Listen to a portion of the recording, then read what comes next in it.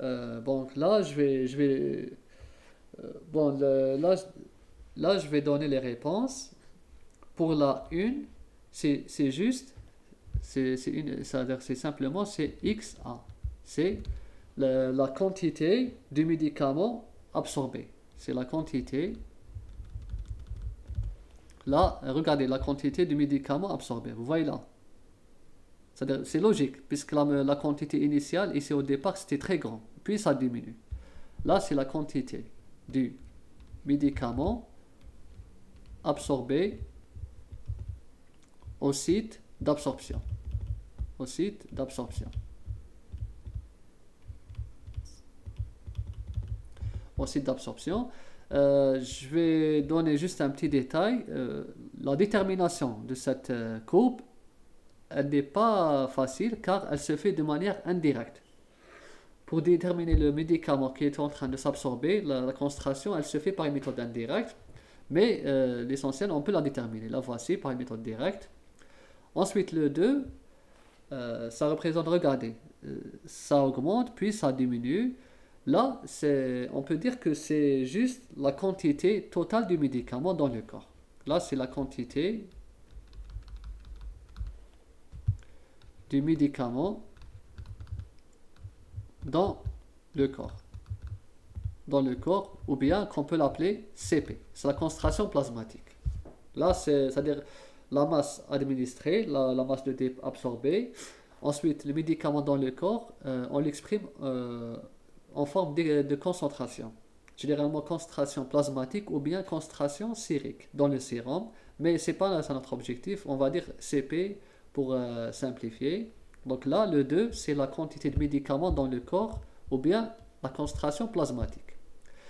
Le 3 et le 4, regardez, essayez de deviner. Regardez, au départ, c'était 0, puis ça augmente, ça augmente, ça augmente. Regardez. Donc là, c'est clair, on est dans l'étape d'élimination et l'excrétion. Là, selon cette étude, le 3, il représente le XI, c'est-à-dire c'est l'excrétion du médicament. C'est-à-dire la forme inchangée. La forme inchangée. C'est la forme inchangée. Et enfin, le dernier, c'est clair, puisque c'était 0 puis ça augmente. Bon, bien sûr, ici, dans l'urine. On a pris l'urine, puis on a fait l'analyse par LC-mass. Et là, enfin, c'est le XMU. C'est quoi? Là, c'est juste les métabolites éliminés. C'est les métabolites avec ou sans S. Tout dépend. S'il y a un métabolite sans S et s'il y a plusieurs métabolites, on fait la somme de la masse de ces métabolites. Si on a par exemple 3 métabolites, on les analyse, on les caractérise, puis on fait la somme de leur masse. Dans l'urine, on parle de masse, on ne parle pas de concentration. Là, c'est le métabolite dans l'urine. Bon, voilà, c'est-à-dire les métabolites éliminés dans l'urine.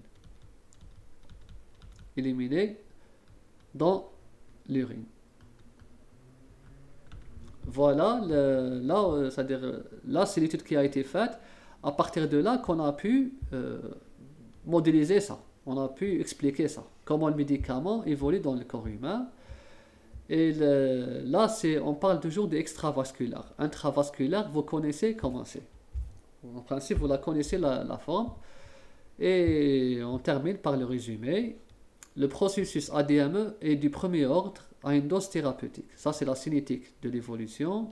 Une PK linéaire, bon là aussi, corrigez s'il vous plaît, c'est linéaire. C'est pas linéaré, c'est linéaire. Une PK linéaire implique que la variation de la concentration plasmatique affecte aussi la variation de la quantité de médicaments éliminés dans l'urine. Il y a une relation directe, proportionnelle.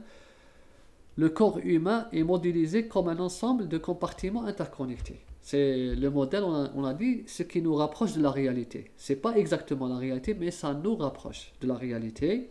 Ici, on trouve un autre modèle qui nous rapproche encore plus, alors on va utiliser l'autre modèle. Le concept de compartiment en PK permet de déterminer les paramètres pharmacocinétiques. Bon, PK, je ne sais pas ce que je l'ai introduit. En anglais, on dit PK, pharmacokinétique, d'accord? On utilise j'ai trouvé ça dans la littérature française, parfois on utilise le terme PK. C'est juste pour abréger, c'est plus facile. Ensuite, on a vu que différents modèles à compartiments existent, comme le modèle A1 ou A2 compartiments. Il y a même A3. Le choix du modèle adéquat dépend de la distribution des médicaments dans le corps. On a vu que la distribution, c'est elle qui nous oriente vers le choix du modèle adéquat. Pour un nombre de compartiments élevé, la distribution est lente et inversement. Pour une distribution rapide, le nombre de compartiments diminue.